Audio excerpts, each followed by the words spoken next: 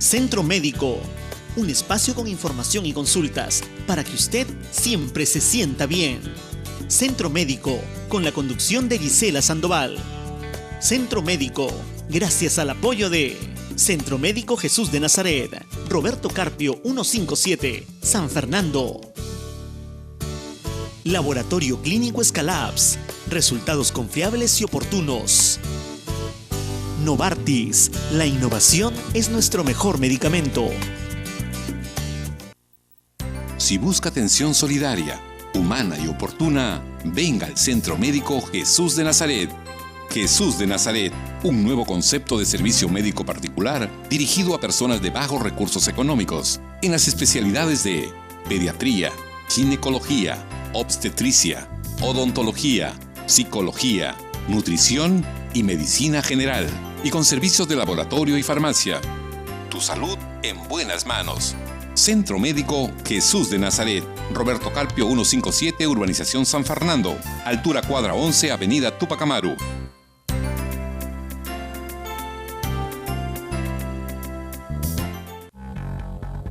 Solo en Escalabs tengo la seguridad de recibir resultados confiables y su atención es la mejor. Exacto, nuestro sólido sistema de gestión de calidad nos permite brindarle resultados confiables. Escalabs es confianza, certificados internacionalmente. Nuestra salud es lo primero. Ozono Televisión presenta Centro Médico, un espacio con información y consultas para que usted siempre se sienta bien. Centro Médico, con la conducción de Gisela Sandoval. Centro Médico, gracias al apoyo de Centro Médico Jesús de Nazaret, Roberto Carpio 157, San Fernando. Laboratorio Clínico Escalabs, resultados confiables y oportunos. Novartis, la innovación es nuestro mejor medicamento. Buenos días, ¿cómo están? Gracias por acompañarnos en una nueva edición de Centro Médico. Por supuesto, hoy y como todos los días tenemos temas interesantes que tocar y que tratar, por supuesto, para poder informarlos. Bien, hoy, martes, tenemos una invitada especial. Justamente vamos a hablar sobre un tema bastante interesante que quizás es poco difundido, poco conocido, pero que vamos a informarnos un poco más sobre este tema. Muy bien, esta mañana estamos acompañados de la doctora Lucrecia Monsante. Ella es neumóloga pediátrica. Esta especialidad realmente en nuestra ciudad hay muy pocos médicos, o no los hay, en esta especialidad. Por eso ella viene desde Lima para poder desarrollar este tema que es tan importante. Hace poco hablábamos justamente en qué consiste esta enfermedad y es que puede confundirse con algunos otros síntomas, sin embargo hay que tenerlo bastante claro. Así que ustedes ya lo saben, la línea está habilitada, el teléfono es 23 41 41 para que usted pueda comunicarse conforme vayamos desarrollando el tema. Muy bien, doctora Lucrecia, gracias por acompañarnos. Bienvenida a Trujillo y bienvenido a Ozono Televisión. ¿Cómo está? Muchas gracias, Gisela. Yo agradezco mucho la invitación para tu programa porque me da a mí la oportunidad de hablar sobre una enfermedad que, como ya tú dijiste, es poco conocida en nuestro medio, pero eso significa que no tengamos casos de fibrosis quística en niños en el Perú. Entonces es importante poder dar a la opinión pública a que conozca de esta enfermedad para así poder mejorar el subdiagnóstico que existe en nuestro país. Agradezco entonces la invitación nuevamente. No se preocupe, muchas gracias más bien a usted para poder haber aceptado la invitación y por supuesto desarrollar este tema tan importante como es la fibrosis quística. Muy bien, vamos a empezar entonces. ¿Qué es esta enfermedad? ¿En qué consiste? Bueno, fibrosis quística es una enfermedad genética, es decir, que los padres son portadores de un gen anormal de fibrosis quística y eso se lo transmiten a los niños, a los hijos. Por lo tanto, los hijos pueden ser portadores de la enfermedad como pueden padecer la enfermedad. Para que un niño tenga fibrosis quística significa que cada uno de los padres es portador del gen defectuoso de la enfermedad. Esta es una enfermedad que involucra varios órganos, ¿no? Principalmente los órganos más afectados son el sistema respiratorio, el aparato reproductivo, las glándulas de sudor y el sistema digestivo. Básicamente, el compromiso más importante de la enfermedad son los síntomas respiratorios y digestivos también, ¿no? Es una enfermedad que, por desgracia, no hay un tratamiento curativo aún. Sin embargo, en las últimas décadas se han hecho muchos avances al respecto y la esperanza de vida en estos niños, como vamos a ver más adelante, ha ido mejorando significativamente, ¿no? Así es, y es que muchos pueden desconocer cuáles son los síntomas. Muchas veces aquí en nuestra ciudad es muy común que en los niños principalmente se den estas enfermedades respiratorias y muy frecuentemente. En algún momento, cuando llegan a una complicación, puede ser por una enfermedad, pero también puede tratarse de la fibrosis quística. Así es, así es. Yo he traído algunas imágenes que de repente las podemos pasar, porque eso hace que probablemente la audiencia pueda entender un poco mejor de lo que se trata esta enfermedad. Los síntomas más importantes de la fibrosis quística son los síntomas respiratorios. Entonces, lo más usual en las primeras manifestaciones, digamos, de la enfermedad es que se vea un niño pequeño durante el primer año de vida probablemente, al que se ve en los controles, y por eso es importante que los niños pequeños vayan a sus controles con su médico pediatra. Y en las primeras manifestaciones lo que debe alertar es que estos niños no van ganando de peso adecuadamente como un niño normal.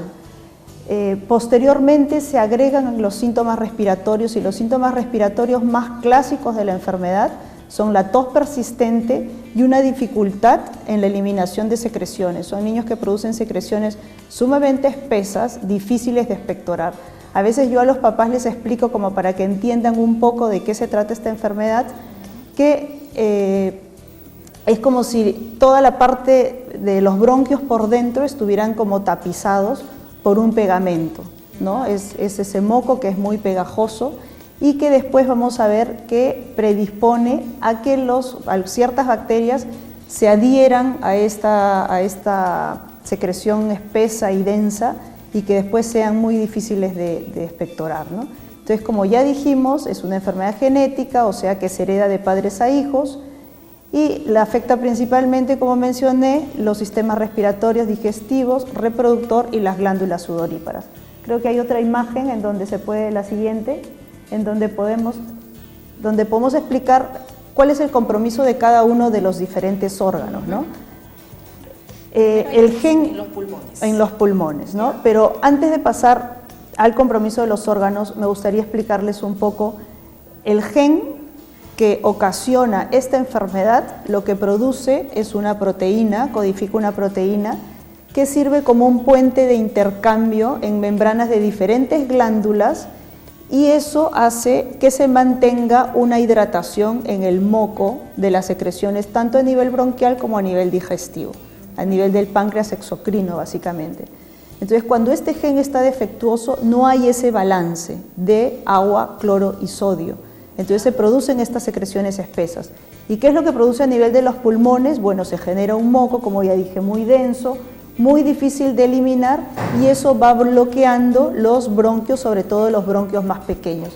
Y eso, a la larga, va acondicionando a que se produzcan infecciones crónicas en estos pacientes. En la que sigue, en la parte digestiva, en la que sigue, en el aparato digestivo también, no es que no se produzcan enzimas pancreáticas, se producen enzimas pancreáticas que son necesarias para la digestión de ciertos alimentos, sobre todo de grasas y de proteínas.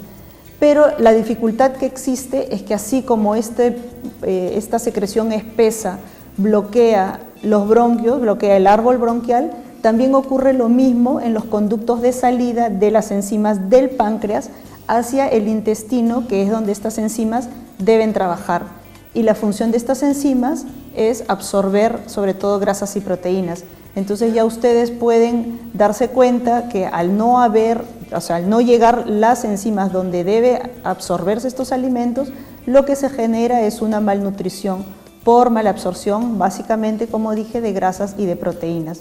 Hay también, la que sigue, hay también un compromiso a nivel de las glándulas de sudor. Y lo que ocurre en las glándulas de sudor es que se producen concentraciones muy altas de sal en el sudor.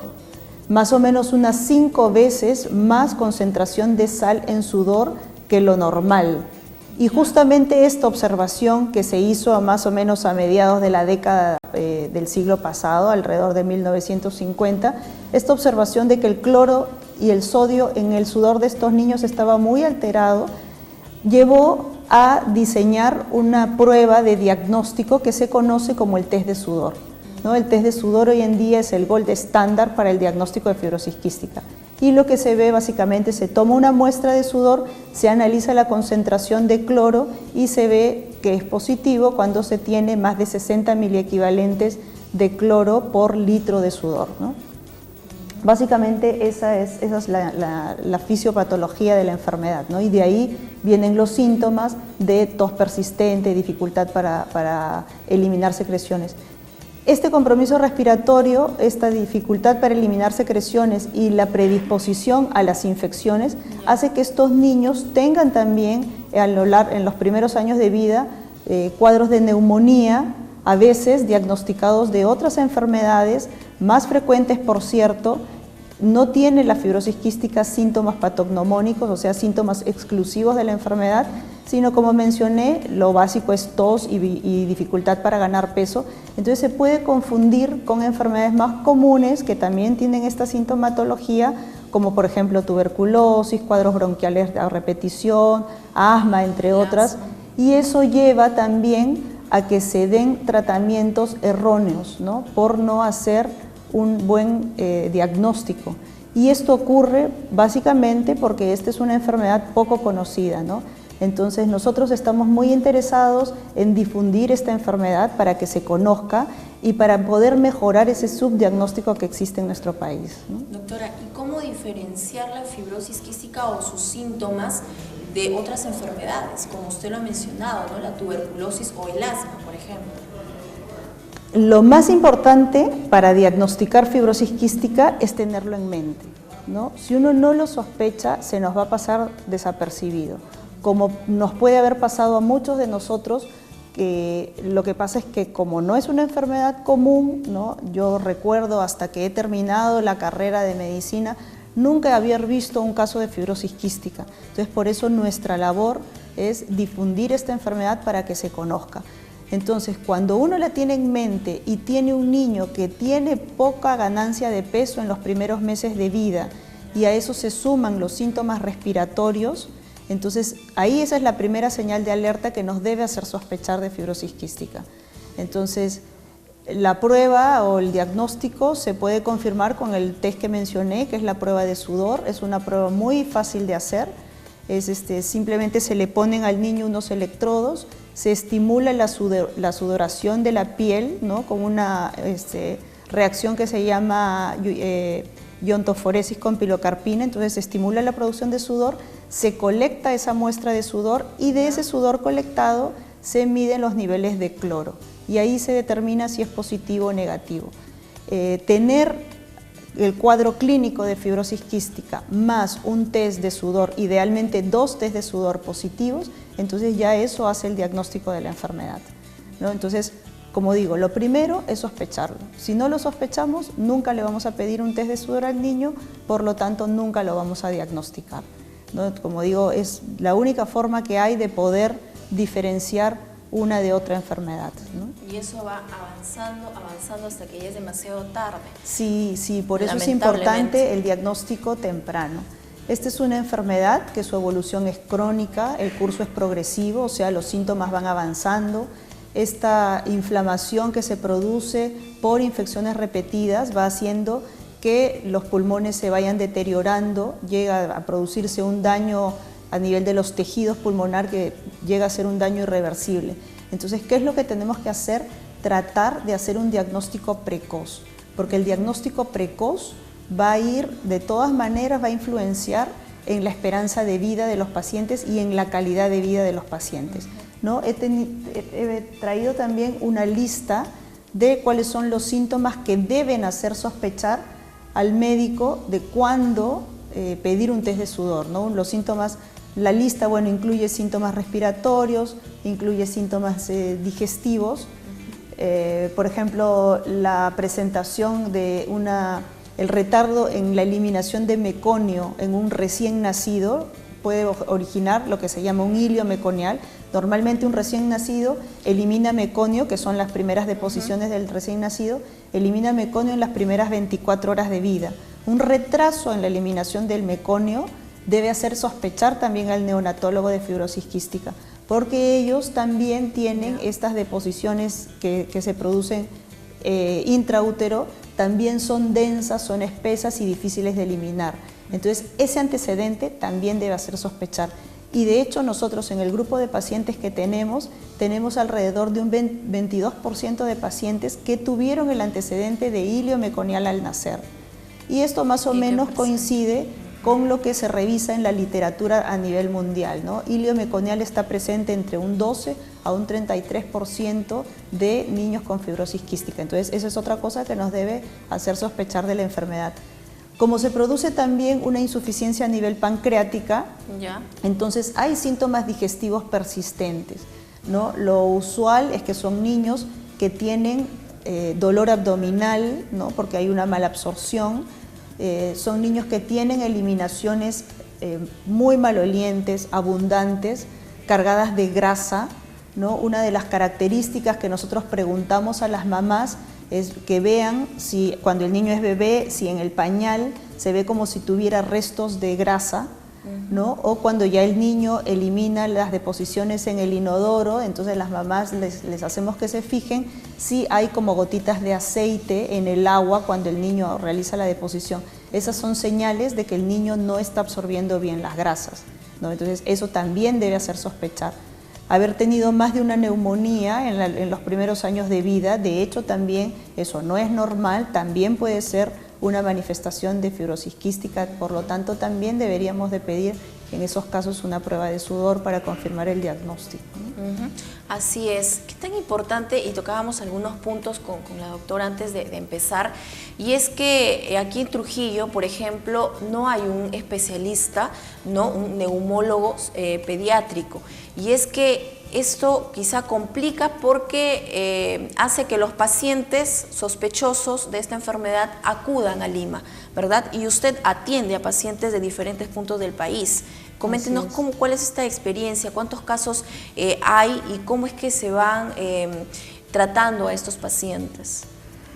Bueno, yo calculo que en el Perú se estima, esto lo sacamos extrapolando de algunos otros países de Latinoamérica, porque esta es una enfermedad que, si bien es cierto, es mucho más frecuente en gente de raza caucásica, de raza blanca, también se ha descrito en casi todas las razas, ¿no? Hay fibrosis quística en la raza negra, en raza asiática, prácticamente en todas las razas. Ahora, en Latinoamérica la incidencia es mucho menor que en los países del norte de Europa o que Estados Unidos. Nosotros estimamos que en el Perú, de 9.000 niños que nacen, uno tiene fibrosis quística. O sea, calculamos o estimamos una incidencia de 1 en 9.000 recién nacidos vivos.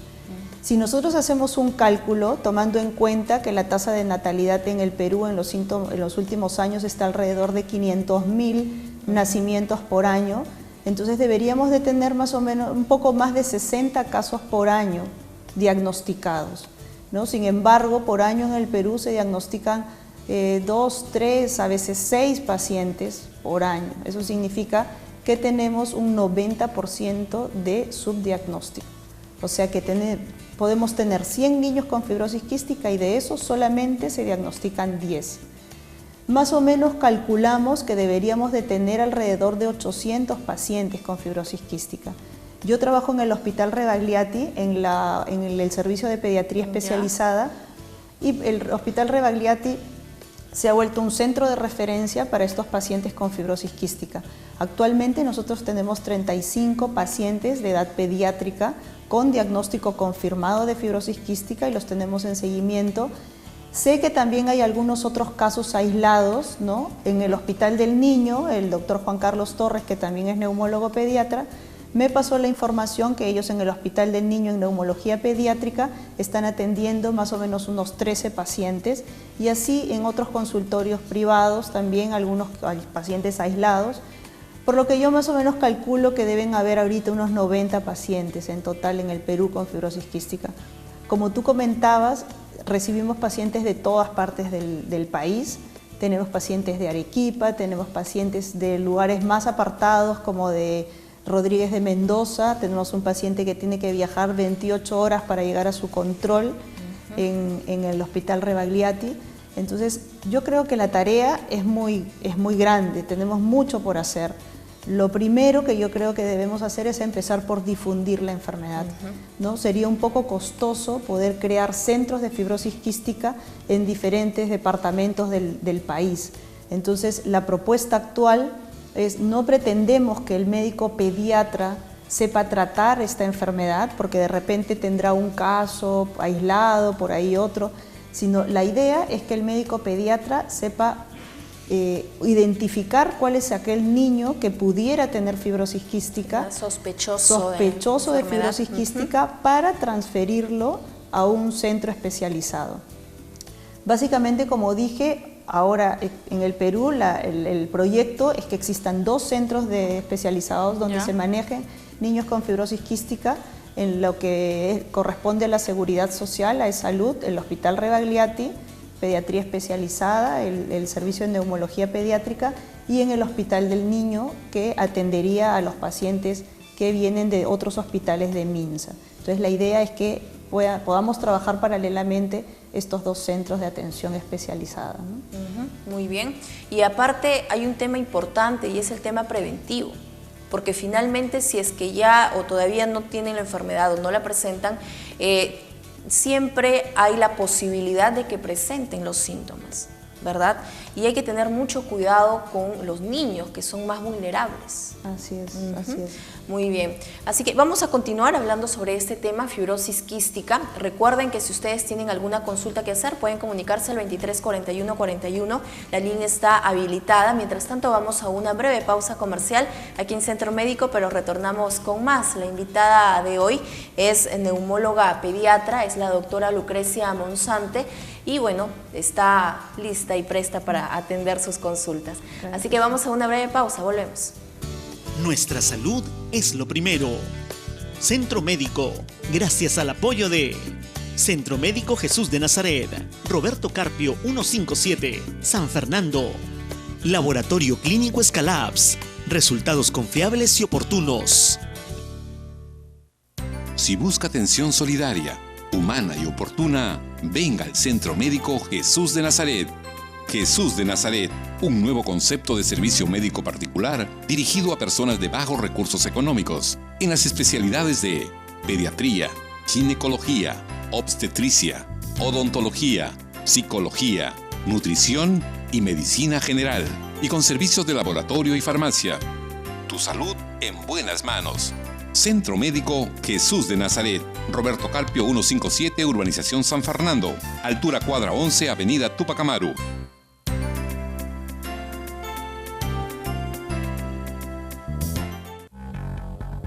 Solo en Escalabs tengo la seguridad de recibir resultados confiables y su atención es la mejor. Exacto, nuestro sólido sistema de gestión de calidad nos permite brindarle resultados confiables. Escalabs es confianza, certificados internacionalmente. Nuestra salud es lo primero. Centro Médico, gracias al apoyo de Centro Médico Jesús de Nazaret, Roberto Carpio 157, San Fernando. Laboratorio Clínico Escalabs, resultados confiables y oportunos. Novartis, la innovación es nuestro mejor medicamento.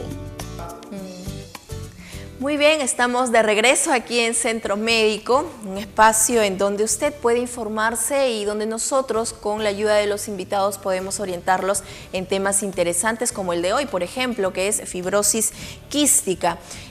Vamos a seguir conversando con la doctora Lucrecia Monzante. Ella es neumóloga pediatra.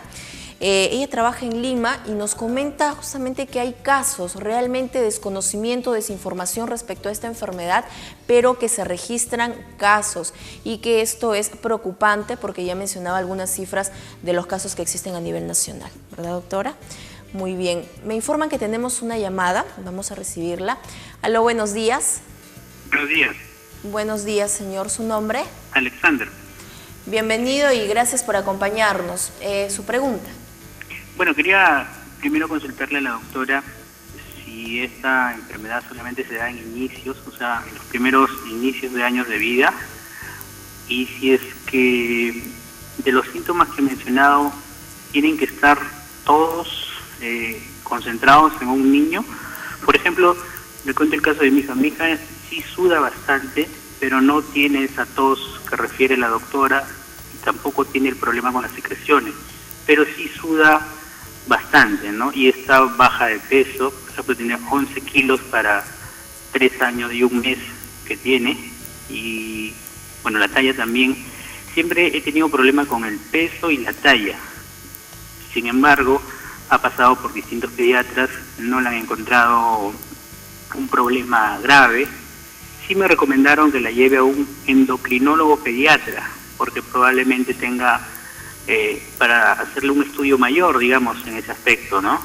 Pero sí quisiera, me preocupa el problema del sudor, ¿no?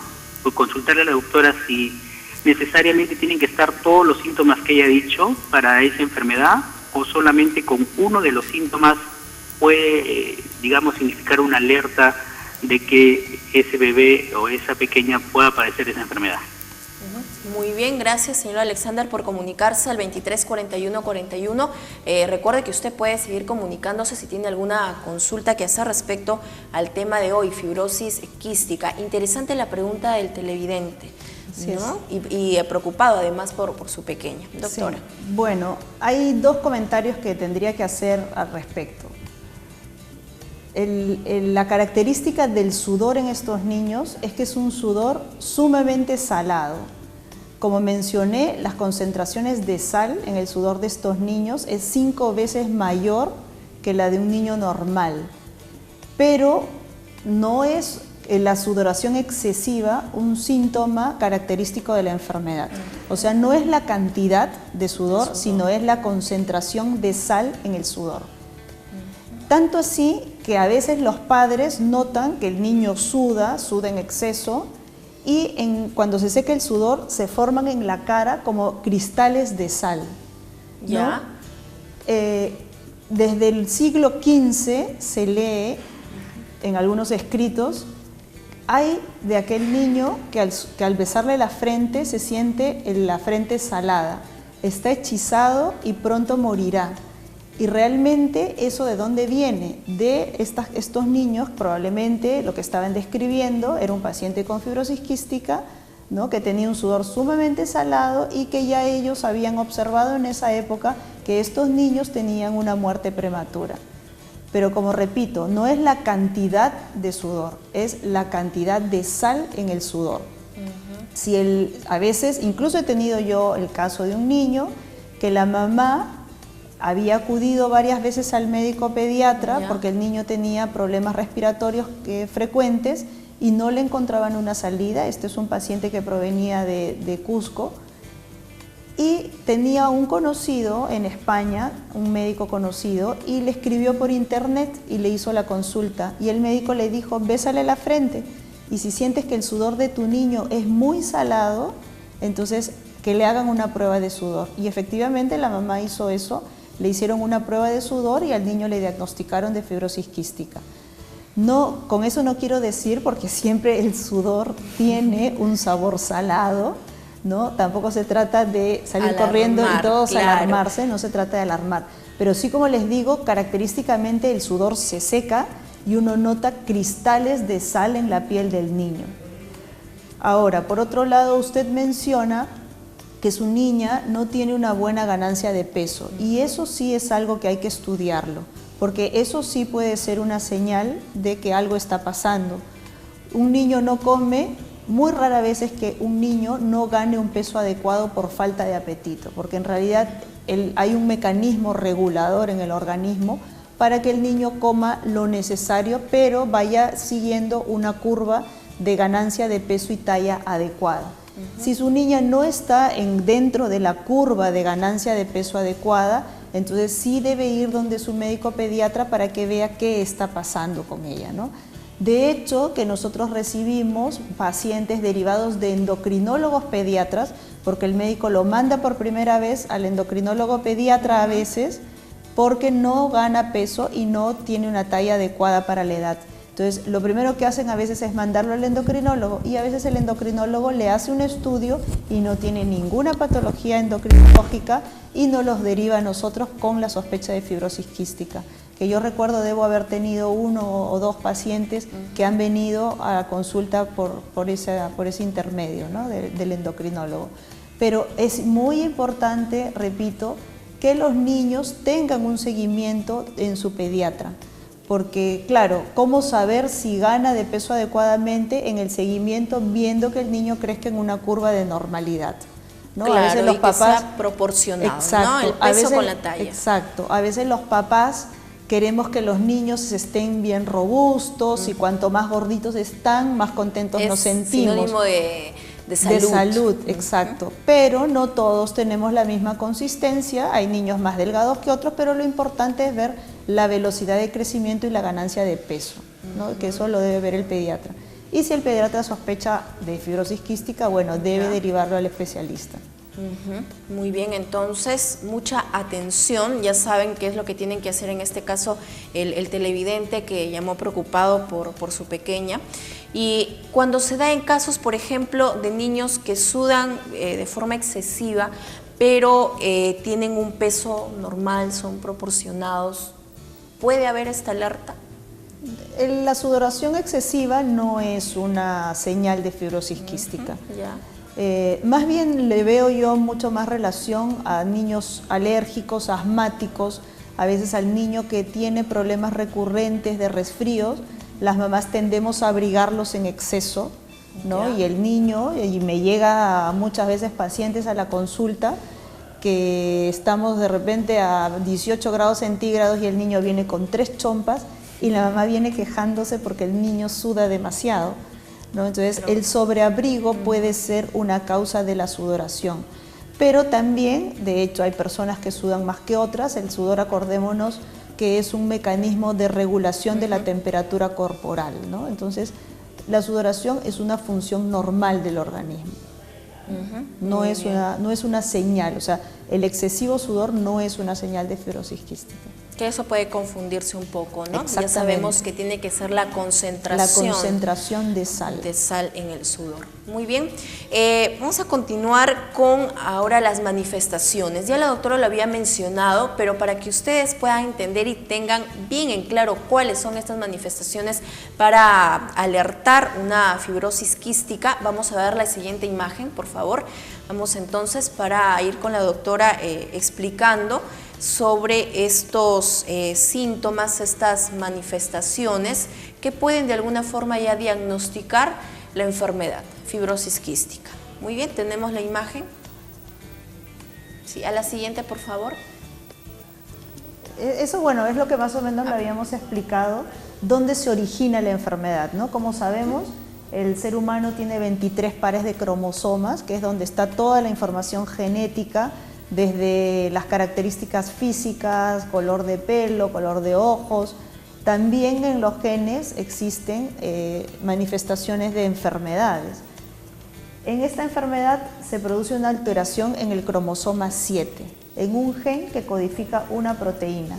Esta proteína, por sus siglas en inglés, se denomina CFTR y, como mencioné, es la que regula el intercambio del cloro y el sodio y también tiene que ver con la regulación del agua en algunas glándulas del organismo, básicamente en las glándulas bronquiales, que producen secreciones bronquiales, en las glándulas sudoríparas y también en el páncreas exocrino.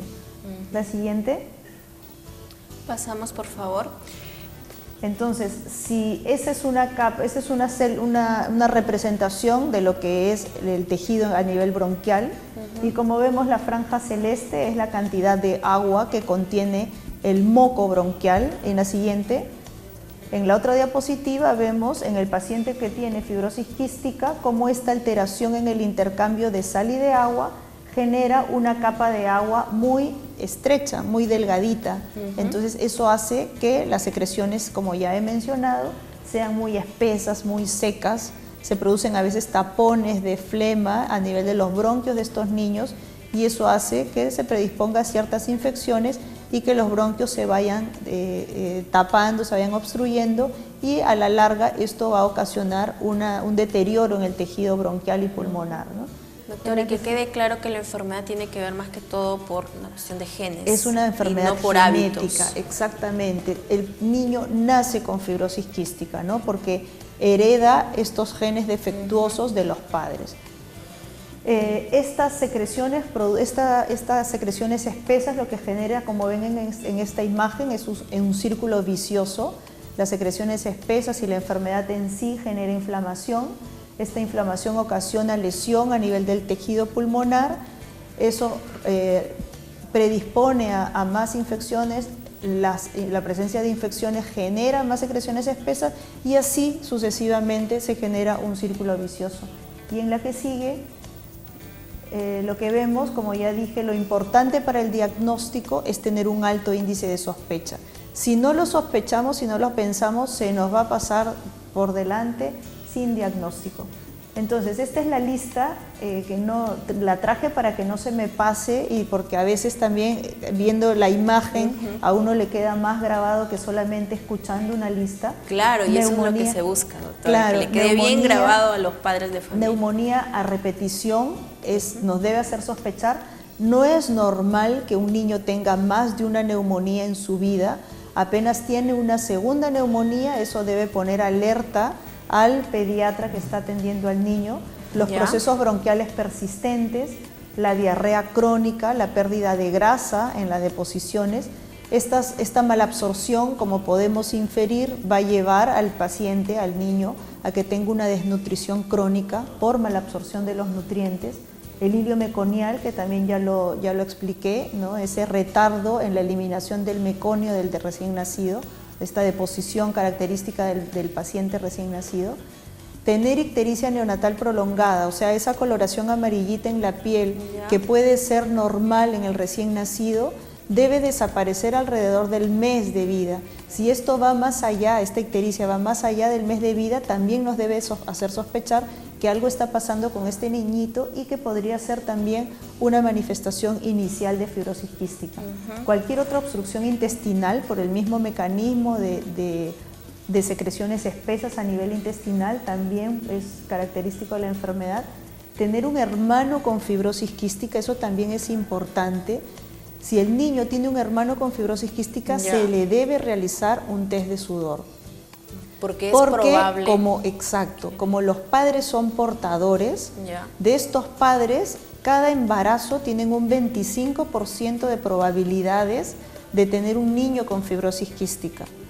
Tienen un 50% de probabilidades de tener un niño portador y tienen un 25% de probabilidades de tener un niño sano. Entonces, si hay un hermanito con fibrosis quística, la recomendación es que también se le haga un test de sudor, porque podría tener fibrosis quística y todavía no estar presentando las primeras manifestaciones de la enfermedad. Claro. Y otra señal que nos debe hacer sospechar de fibrosis quística y que deberíamos de recomendar un test de sudor es cuando el niño tiene un hermanito que ha fallecido por algún problema respiratorio que probablemente falleció sin diagnóstico. Entonces, cualquiera de estas cosas nos deben llevar a pedir un test de sudor.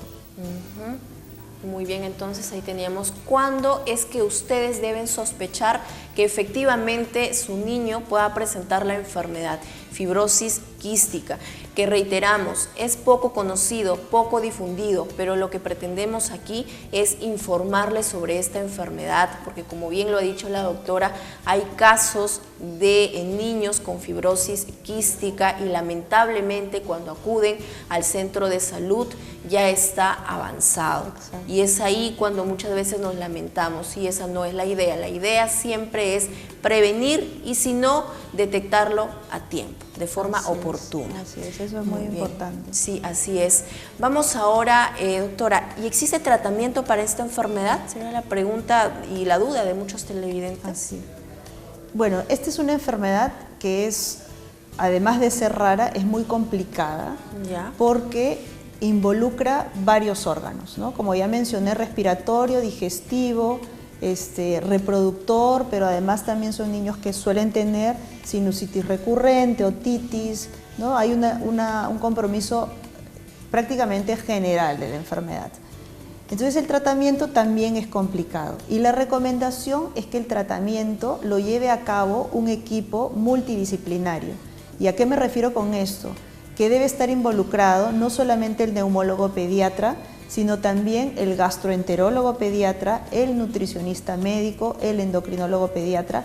Además, como esta es una enfermedad progresiva, como dije, no tiene un tratamiento curativo, aunque en los últimos años se han hecho muchos avances al respecto, que ahora lo voy a comentar.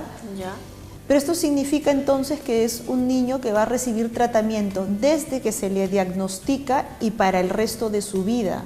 Entonces realmente es una enfermedad complicada de tratar, ¿no? Tienen que estar los padres muy involucrados en el tratamiento del niño, que cumplir religiosamente con sus controles, ¿no? Para poder ir evitando las infecciones, tratándolas a tiempo y así ir mejorando no solamente la calidad de vida del paciente, sino también el pronóstico de la enfermedad y la esperanza de vida de ese niño.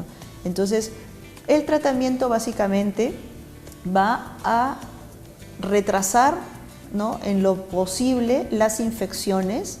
Esto es tomando medidas preventivas como, lo más importante, vacunación, aseo de manos cada vez que se atiende al niño se le tiene que enseñar cómo tiene que manejar sus secreciones, tiene que lavarse también él constantemente las manos, evitar el contacto con personas enfermas, ¿no? Usar cuando va a un centro de atención médico el uso de mascarillas, ¿no?, para que el niño no se contagie con infecciones intrahospitalarias.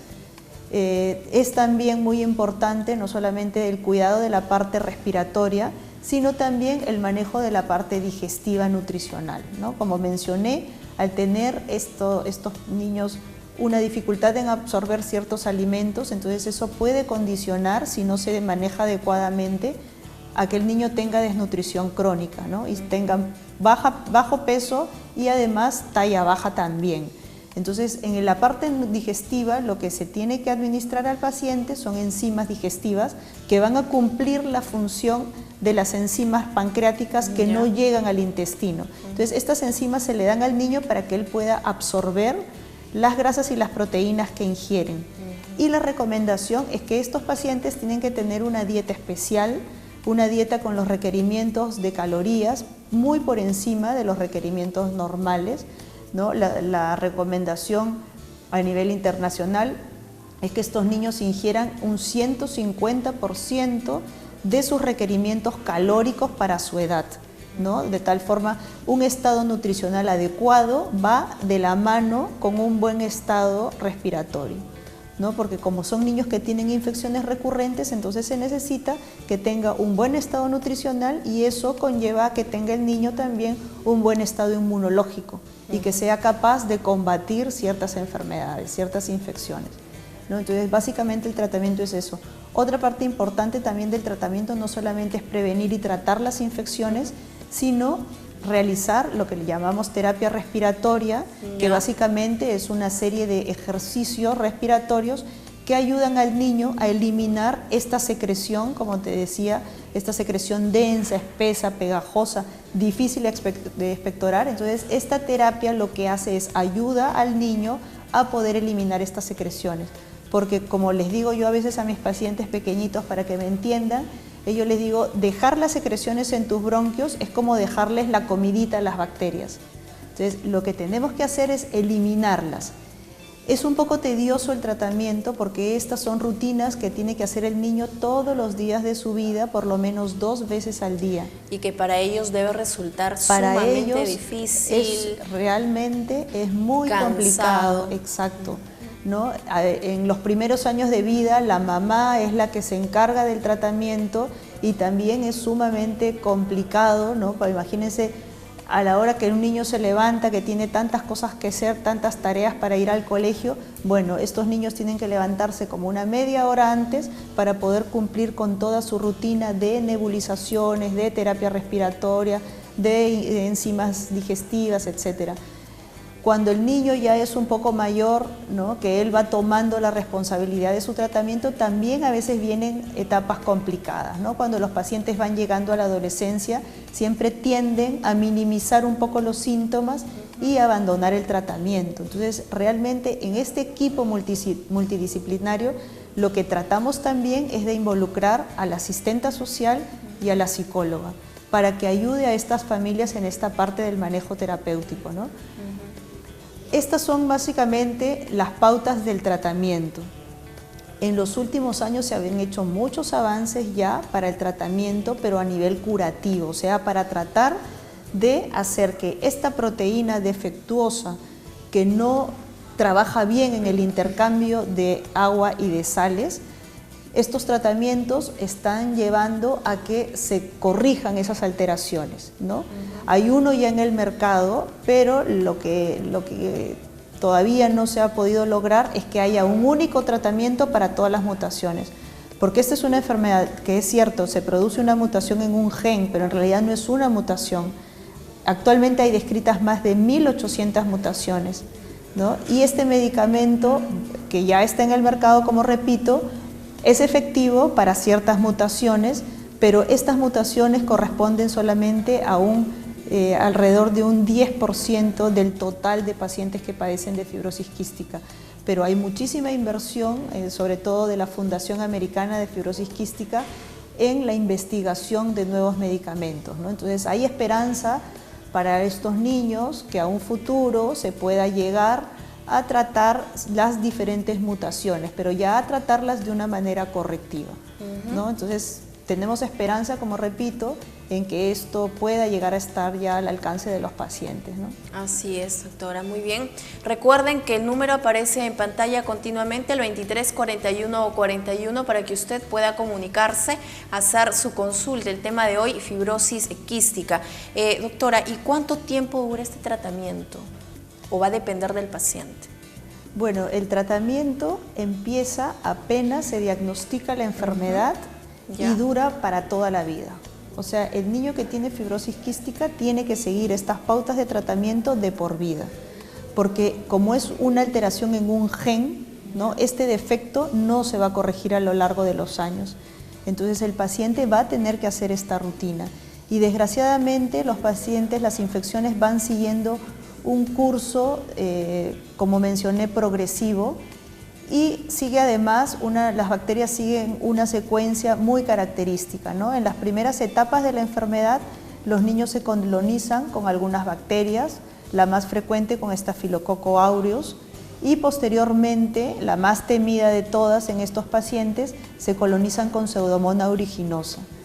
Pseudomonas aeruginosa es una bacteria con la que nosotros que tratamos fibrosis quística tenemos que estar luchando constantemente, en primer lugar, para que no llegue a infectar al niño y una vez que se infecta, en tratar de erradicarla, y tratamos de hacer los máximos esfuerzos para que una vez que se presenta la fibrosis quística como primera infección, eliminarla, tratar de eliminarla, porque si no actuamos a tiempo y agresivamente, esta es una bacteria que le gusta mucho el hábitat de estos pacientes, entonces se va quedando y se va quedando y a veces ya se va quedando como una colonización crónica, la cual después resulta muy difícil de erradicar, ¿no? Entonces, cuando ya un paciente tiene una enfermedad, tiene una infección por Pseudomonas, una infección crónica por Pseudomonas, ya el pronóstico se ensombrece y el tratamiento se complica mucho más, ¿no? En muchas ocasiones hay que hospitalizar al paciente para que reciba terapia endovenosa, terapia básicamente antibiótica endovenosa, en cursos de 2 a 3 semanas. A veces los niños tienen que hospitalizarse hasta 3 o 4 veces por año, ¿no? Entonces ya la calidad de vida del paciente va disminuyendo significativamente, ¿no? Entonces el tratamiento es complicado y es de por vida, ¿no? Eso hace que la adherencia al tratamiento a veces no sea la óptima, ¿no? Y es comprensible tratándose de una enfermedad con esta evolución. Y más aún cuando se trata de un niño. Exacto. Mucho más complicado. Es muy complicado. Muy bien, entonces continuamos hablando de este tema. Antes vamos a hacer una breve pausa comercial aquí en el programa, pero retornamos con más. El tema de hoy, fibrosis quística. Recuerden que pueden seguir comunicándose al 234141. Volvemos. Nuestra salud es lo primero. Centro Médico, gracias al apoyo de Centro Médico Jesús de Nazaret, Roberto Carpio 157, San Fernando. Laboratorio Clínico Scalabs, resultados confiables y oportunos. Novartis, la innovación es nuestro mejor medicamento. Si busca atención solidaria, humana y oportuna, venga al Centro Médico Jesús de Nazaret. Jesús de Nazaret, un nuevo concepto de servicio médico particular dirigido a personas de bajos recursos económicos, en las especialidades de pediatría, ginecología, obstetricia, odontología, psicología, nutrición y medicina general, y con servicios de laboratorio y farmacia. Tu salud en buenas manos.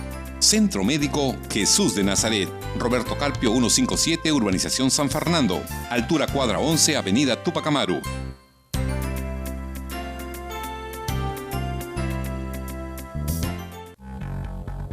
Solo en Scalabs tengo la seguridad de recibir resultados confiables y su atención es la mejor. Exacto, nuestro sólido sistema de gestión de calidad nos permite brindarle resultados confiables. Scalabs es confianza, certificados internacionalmente. Nuestra salud es lo primero. Centro Médico, gracias al apoyo de Centro Médico Jesús de Nazaret, Roberto Carpio 157, San Fernando. Laboratorio Clínico Scalabs, resultados confiables y oportunos. Novartis, la innovación es nuestro mejor medicamento. Muy bien, seguimos aquí en Centro Médico, estamos de regreso. Hoy estamos hablando sobre un tema que para ustedes resulta quizá desconocido, ¿no? Porque lo han escuchado poco, ¿no? Sobre la fibrosis quística. Es una enfermedad que realmente afecta a los niños, a los recién nacidos, y muchas veces los padres desconocen y a veces los síntomas se pueden confundir. Tal como lo ha mencionado la doctora, las manifestaciones ya han quedado bien claras y hay que saberlas identificar para poder alertarnos. Siempre hay que estar atentos y más aún cuando se trata de la salud de lo más pequeño de la casa.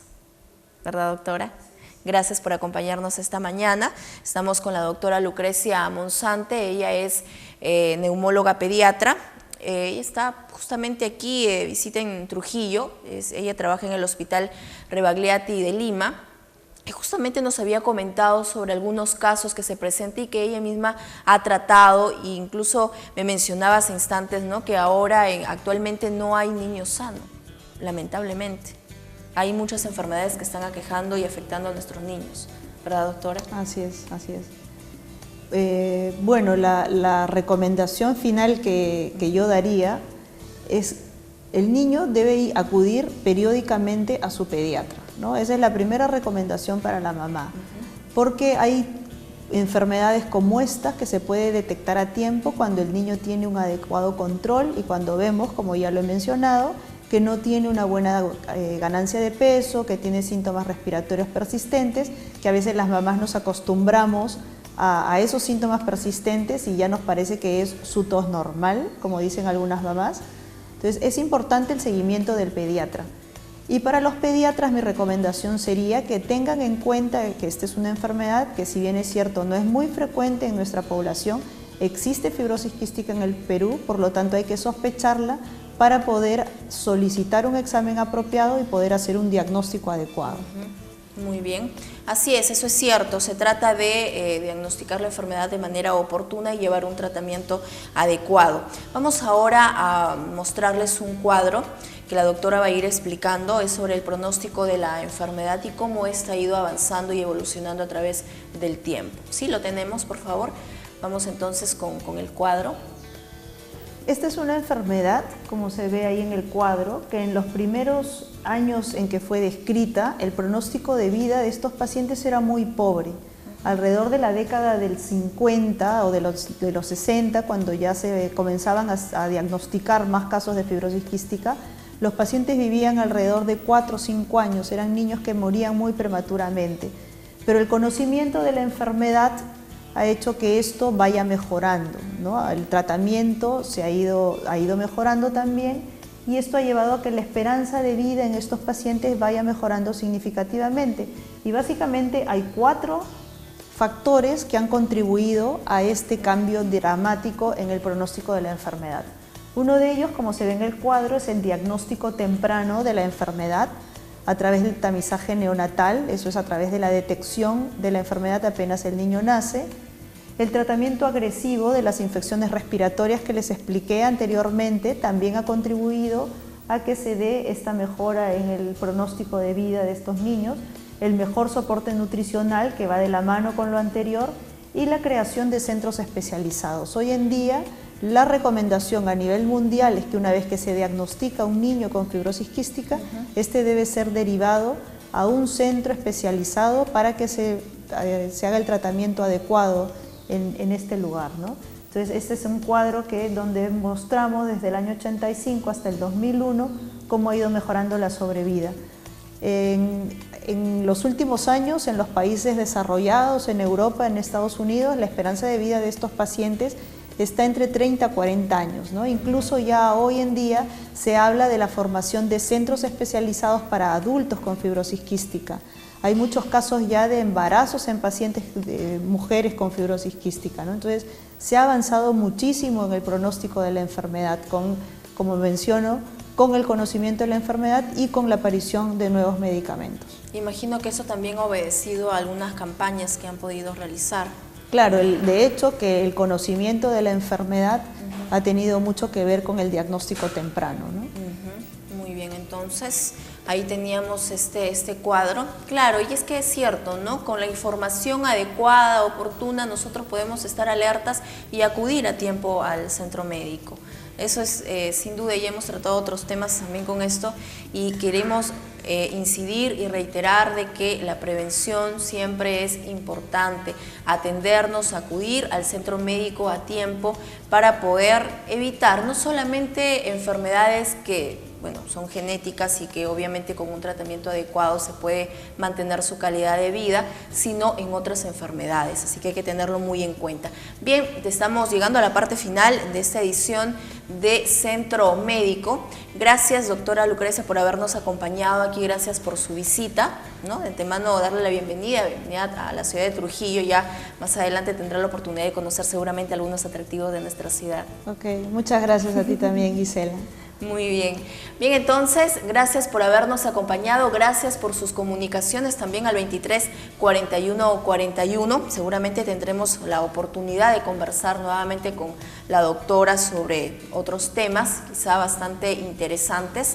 Muy bien, que tengan buen día. Nosotros nos estamos reencontrando el día jueves. Recuerden que mañana viene el doctor José Gutiérrez con Promoviendo Salud, medicina alternativa, medicina natural, que también es importante. Muy bien, que tengan muy buen día. Conmigo será hasta el día jueves. Los dejamos con una canción, ¿sí, Diego? Muy bien, entonces vamos a disfrutar de este video musical para poder abrigarnos un poco esta mañana tan fría. Que tengan buen día. Permiso. Nuestra salud es lo primero. Ozono Televisión presentó Centro Médico, un espacio con información y consultas para que usted siempre se sienta bien. Centro Médico, con la conducción de Gisela Sandoval. Centro Médico, gracias al apoyo de Centro Médico Jesús de Nazaret, Roberto Carpio 157, San Fernando. Laboratorio Clínico Escalabs, resultados confiables y oportunos. Novartis, la innovación es nuestro mejor medicamento.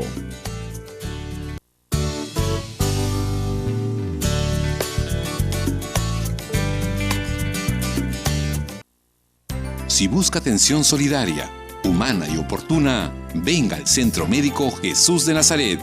Jesús de Nazaret, un nuevo concepto de servicio médico particular dirigido a personas de bajos recursos económicos, en las especialidades de pediatría, ginecología, obstetricia, odontología, psicología, nutrición y medicina general, y con servicios de laboratorio y farmacia. Tu salud en buenas manos. Centro Médico Jesús de Nazaret, Roberto Carpio 157, Urbanización San Fernando, altura cuadra 11, Avenida Tupac Amaru.